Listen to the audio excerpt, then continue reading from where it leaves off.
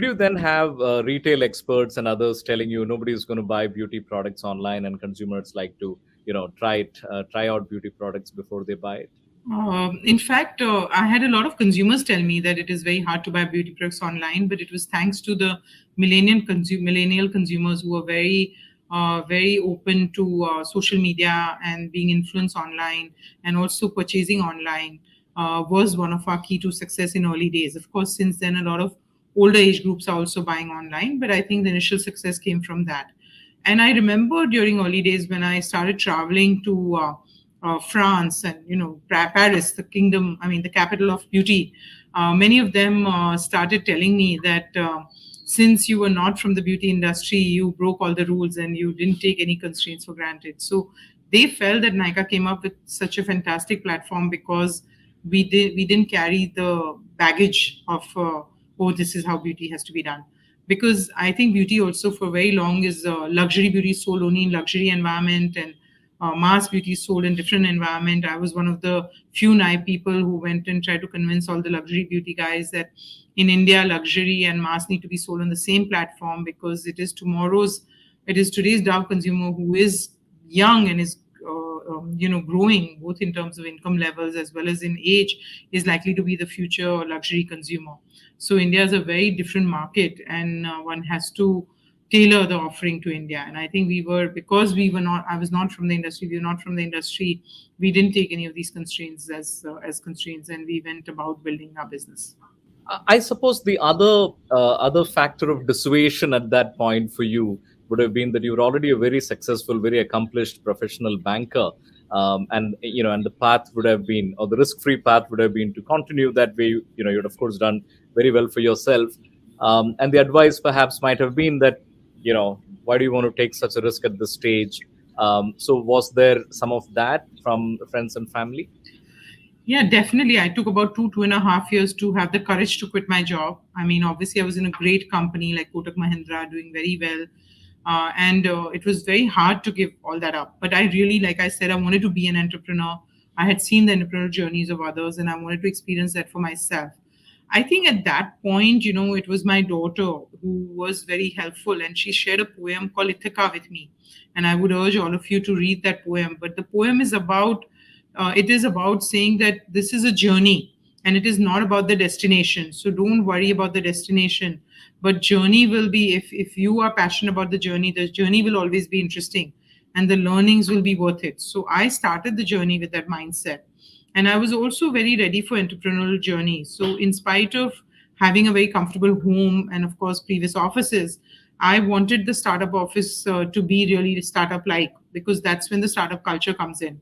So we began in an office which was less than 1,000 square feet office in an industrial gala in central Mumbai.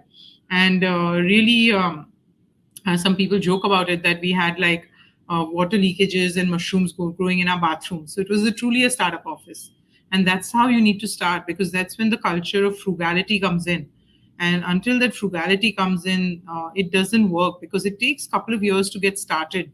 And if you're going to spend with white glove spending, then the startups never get off the ground, because they're No, burdened with a lot of losses.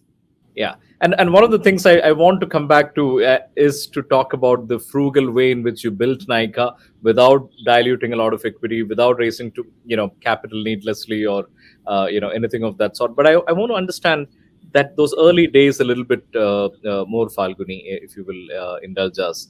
One is, I want to know, how did you adjust yourself, because your own professional ways would have been quite set by that time, by the banking industry, which has its own ways. And number two, was it difficult to attract talent and get people along while you operated in that sort of frugal manner? Yes, you have to really think out of the box. So one of the main thing we did was that we were very clear that our initial expenses have to be in line with our likely revenues, which were very limited in year one. So I remember those days we used to really recruit very young team members. So a lot of our early team were just fresh undergraduate out of their colleges. My children also, they had just graduated, and many of their friends came and first worked. And in those early days, I used to joke about it that trespassers will be will be recruited, So I think that was the point. And basically, what we used to do is we used to look at the passion of the individual to work at Nykaa and their belief that they can make a difference at Nykaa, and Nykaa can make a difference and Nykaa can grow.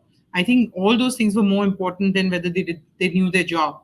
So early, most of the recruitment we did, and these are the management lessons, most of the recruitment we did were just heavy on passion, and most people didn't know the job that they were being put on.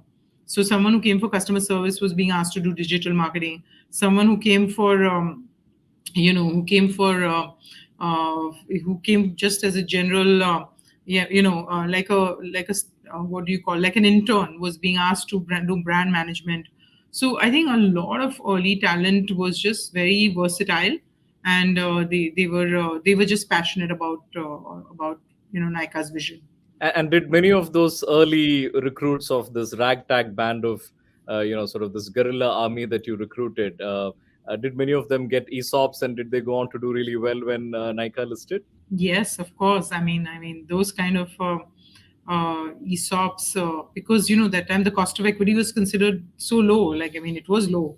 So the kind of ESOPs one could give then, and what can one can afford, even if what one wants to give. But obviously, there's a cost of ESOP also. So obviously, there is a very different mindset. But I think early days, it was not just for the ESOP. I think it was just many of those. I mean, it's a different breed. I mean, there are, like, I think the early 3 4 people I recruited, they had startups of their own.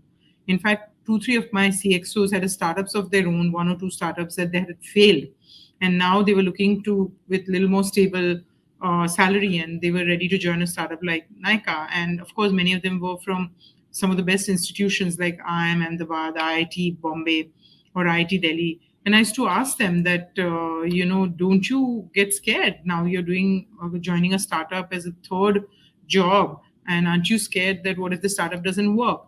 And they just had the startup mindset. So they used to say that, no, we are equipped with very good degrees, so we know that eventually we'll find something. And I'm also a big believer that a startup experience is always very, very valuable. So if I also got a startup employee, I was always ready to take them, because they don't sit on certain. I mean, they really have to move things around to earn their livelihood, right? In a startup, you really have to hustle and make things happen. So I think it's a very nice personality trait from a career perspective.